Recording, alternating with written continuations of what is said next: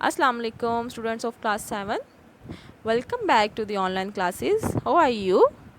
I hope कि आप लोग बिल्कुल ठीक ठाक और खैरियत से होंगे. So students, कैसी गुजर रही हैं आपकी कोविड हॉलीडेज़? आई होप कि आप लोग बिल्कुल खैर खैरियत से होंगे. अल्लाह आपको जो है वो अपने हिफ्ज़ व अमान में रखे. तो आपकी फ़र्स्ट असेसमेंट कैसी हुई है? अच्छी हुई है ना आप लोगों की फ़र्स्ट असेसमेंट? तो आपने मुझे अपनी असेसमेंट के बारे में ज़रूर बताना है कमेंट सेक्शन में कि आप लोगों की फ़र्स्ट असेसमेंट कैसी हुई है. उसका रिज़ल्ट भी आपको पता है कि जल्दी आने वाला है. और आपको पता है कि आज से जो है वो हम लोग अपनी न्यू ऑनलाइन क्लासेस का सेशन स्टार्ट कर रहे हैं. तो आज जो है वो हम एक नया चैप्टर स्टार्ट करेंगे, एक नई रीडिंग स्टार्ट करेंगे. So let's start. So students, आज हम लोग स्टार्ट कर रहे हैं अपना यूनिट नंबर 3. यूनिट का नेम है the story of N invitation. आपको पता है कि सबसे पहले हमने ऊपर लिखना है क्लास वर्क, डेट मेंशन करनी है और डे मेंशन करना है. सो सबसे पहले जो है वो आप ऊपर डेट मेंशन करें और फिर उसके बाद डे मेंशन करें. सो स्टूडेंट, जैसा कि आपको पता चल रहा है इसकी हेडिंग से, the story of N invitation, कि ये एक जो है वो इनविटेशन की कहानी है. तो अब हम जो है वो लेसन स्टार्ट करने से पहले अपने ये जो वर्ड्स टू नो में जो हमारे पास वर्ड्स हैं इनके मीनिंग देखेंगे. फर्स्ट वन है हमारे पास बैंकक्रप्ट. इसका मतलब है दिवाली, यानी कि बिल्कुल कंगाल, completely without money, financial ruin. उसके बाद है caramel, a smooth chewy candy. उसके बाद है commencement, a ceremony at which academic degrees are conferred on successful students.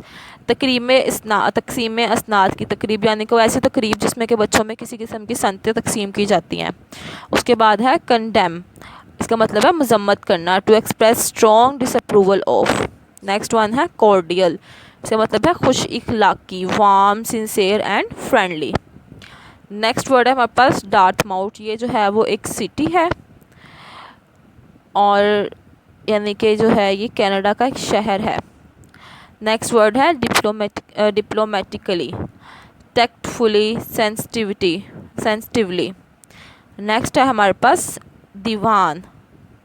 इसका मतलब है sofa, a long backless sofa. उसके बाद है हमारे पास doughnut, a small ring shape like cake. Next one है ड्रजरी, टिडिशियसनेस और अनप्लेजेंटनेस ऑफ वर्क, यानी कि उकता देने वाली मुशक्क़त. नेक्स्ट वन है कैलोर, बहुत ज़्यादा, in great numbers.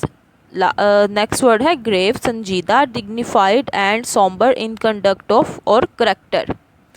Next word है हमारे पास mince pie, a small round pie with mince filling. उसके बाद है मॉर्निंग, ये होता है मातम, to show grieve for the dead, किसी मरे हुए के लिए कोई मातम करना या अफसोस शो करना. पाउंड केक, यह बताया कि केक होता है एक पाउंड का, a type of cake made from a pound of flour, a pound of fruit etcetera. Proverbial, महावराती तौर पर या महावराती तौर पर, of the nature of a proverb. Solemnly, संजीदगी, सीरियसली, सोबरली, अर्नेस्टली. नेक्स्ट है ट्राइंग, यानी कि मुश्किल, कॉजिंग स्ट्रेन, हार्डशिप और डिस्ट्रेस. नेक्स्ट वन है टक आउट, ये आप कह सकते हैं खाने पीने की चीज़ों का ज़ख़ीरा. उसके बाद है विस्टफुली, हसरत के साथ, sadly, with yearning. So class, अब हम लोग वर्ड्स टू नो के बाद जो है वो अपने चैप्टर की रीडिंग स्टार्ट करेंगे. So students, let's start. Bertha Sutherland hurried from the post office and climbed the stairs of her boarding house to her room on the third floor. Bertha Sutherland hurried, जल्दी जल्दी, Bertha Sutherland जल्दी जल्दी post office से घर वापस आई, and climb the stairs of her boarding house to her room on the third floor, और अपने बोर्डिंग हाउस की सीढ़ियाँ चढ़ते हुए तीसरी मंजिल पर वाक़या अपने कमरे में पहुंची. हर रूममेट, उसकी roommate Grace Maxwell, was sitting on the divan by the window looking out into the twilight. Grace Maxwell was sitting on the divan by the window, खिड़की के पास सोफे पर बैठी, looking out into the twilight, twilight को घूर रही थी. उसकी रूममेट ग्रेस मैक्सवेल सोफे के खिड़की के पास सोफे पर बैठी बाहर ट्वाइलाइट को घूर रही थी. A year ago, Bertha and Grace had come to Dartmouth to attend the academy and found themselves roommates. A year ago, एक साल पहले बर्था एंड ग्रेस, बर्था और grace had come to Dartmouth, Dartmouth आए थे to attend the academy and found themselves roommate. Academy में तालीम हासिल करने के लिए और उन्होंने खुद को एक दूसरे का रूममेट पाया कि बर्था और ग्रेस जो है वो एक साल पहले डार्टमाउथ आए थे अकेडमी में तालीम हासिल करने के लिए और उन्होंने खुद को एक दूसरे का रूममेट पाया. Bertha was bright, pretty and popular, the favourite of her classmates. Bertha ज़हीन, खूबसूरत और मकबूल थी. ब्राइट ज़हीन, प्रिटी खूबसूरत, पॉपुलर मकबूल. The favourite of her classmates, अपने क्लासमेट्स में या अपनी हम जमातों में. बर्था जो है वो खूबसूरत, ज़हीन और मकबूल थी अपने हम जमातों में एंड टीचर्स और अपने उसातिज़ा में. Grace was a grave quiet girl dressed in mourning. Grave संजीदा, मॉर्निंग मातमी. ग्रेस जो है वो एक संजीदा, खामोश तबा, मातमी कपड़ों में मलबूस लड़की थी या मातमी कपड़ों में मलबूस थी. She was quite alone in the world. The aunt who had brought her up having recently died. She was quite alone in the world. वो दुनिया में बिल्कुल तन्हा थी. The aunt who had brought her up having recently died. उसकी परवरिश करने वाली आंटी की हाल ही में वफ़ात हुई. यानी कि उसकी परवरिश करने वाली आंटी की हाल ही में वफ़ात के बाद वो दुनिया में बिल्कुल तन्हा थी. At first she had felt shy with bright and brilliant Bertha. पहले खुश मिजाज और ज़हीन बर्था के सामने इसे झिझक महसूस होती थी. But they soon became friends, लेकिन जल्द ही वो दोनों दोस्तें बन गईं. And the year that followed was a very pleasant one. और आने वाला साल बेहद खुशगवार रहा. अच्छा, इस पैराग्राफ में हमने ये पढ़ा है कि जो बर्था सुडरलैंड थी वो जल्दी जल्दी पोस्ट ऑफिस से अपने घर आई और वो सीढ़ियाँ चढ़ते हुए तीसरी मंजिल पर वाक़ अपने कमरे में चलेगी, जहाँ पर उसकी रूममेट ग्रेस जो है वो सोफ़े पर बैठी हुई थी और वो बाहर ट्वाइलाइट को घूर रही थी. बर्था और ग्रेस जो है वो एक साल पहले डार्टमाउथ अकेडमी में तालीम हासिल करने आए थे और वहाँ पर ही वो जो है वो एक दूसरे की रूममेट बनी. और क्योंकि बर्था जो है वो एक खूबसूरत, ज़हीन और मकबूल स्टूडेंट थी, जबकि उसके मुकाबले में ग्रेस जो है वो एक संजीदा, खामोश रहने वाली, मातमी कपड़ों में मलबूस लड़की थी और दुनिया में बिल्कुल तन्हा थी क्योंकि उसकी आंटी जिसने उसको पाला था उसकी भी वफ़ात हो चुकी थी. शुरू में तो यानी कि एट फर्स्ट यानी कि जब दोनों की दोस्ती का आगाज़ था उस वक्त बर्था जो है ग्रेस जो है वो बर्था से बात करने में झिझक महसूस करती थी, लेकिन जल्दी दोनों दोस्तें बन गई और एक साल जो है वो बहुत खुशगवार गुजरा. It was almost ended now for the terminal exams and had begun, and in a week's time the school would close for the holidays. लेकिन अब ये साल ख़त्म होने वाला था, यानी कि अब ये तकरीबन ख़त्म हो चुका था क्योंकि आखिरी इम्तिहानात शुरू हो गए थे और एक हफ़्ते के बाद स्कूल छुट्टियों के लिए बंद हो जाता.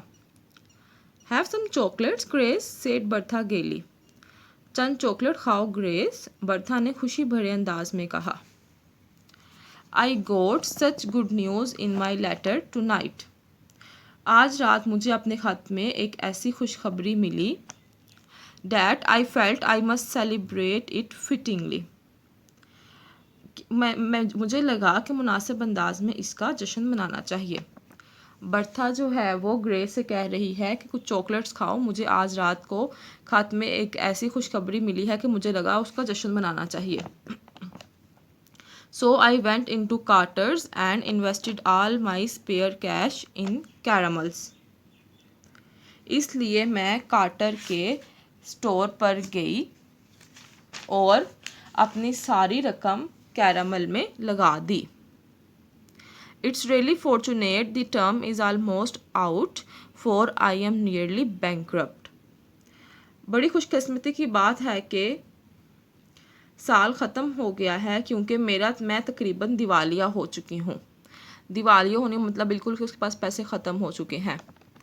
आई have just enough left to furnish a tuck out for commencement night and no more. बस इतने पैसे बाकी बचे हैं कि तकसीम असनाद की तकरीब के लिए खाने पीने की चीज़ें इकट्ठी की जा सकें और मज़ीद कुछ नहीं। यानी कि वो कह रही कि जितनी भी उसके पास उसके पैसे थे वो सब जो है वो चॉकलेट्स ख़रीदने में लगा ही है। अब उसके पास सिर्फ इतने पैसे बचे हैं कि जो सी उनकी कमेंसमेंट नाइट है, यानी कि जो सी उनकी जब उनको सनतें तकसीम की जाएंगी या उनका रिज़ल्ट डे है तब वो कुछ खाने पीने की चीज़ें ख़रीद सके। What is your good news? May I ask? said Grace. क्या मैं पूछ सकती हूँ कि तुम्हारी खुशखबरी क्या है? ग्रेस ने पूछा। You know I have an aunt Margaret, commonly called Aunt Meg, out at Riversdale, don't you? तुम जानती हो ना कि रिवर्सडेल में मेरी एक आंटी मार्गरेट, जिन्हें सिर्फ आम में आंटी मैग कहा जाता है, रहती हैं, है ना? There never such a dear, sweet, jolly auntie in the world. उनसे प्यारी, अच्छी और खुश मिजाज आंटी दुनिया में और कोई नहीं।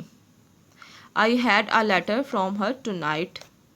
मुझे रात उनकी तरफ से एक ख़त मिला। Listen I will read you what she says. सुनो, मैं तुम्हें पढ़कर सुनाती हूँ कि वो क्या कहती हैं।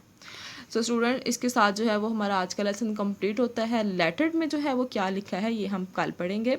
सो अपना बहुत सारा ख्याल रखिएगा और रीडिंग को बार बार सुनिएगा, इसको ज़रूर याद करिएगा, और कोई भी आपने क्वेश्चन करना हो तो आप कमेंट सेक्शन में पूछ सकते हैं। सो अल्लाह हाफिज़।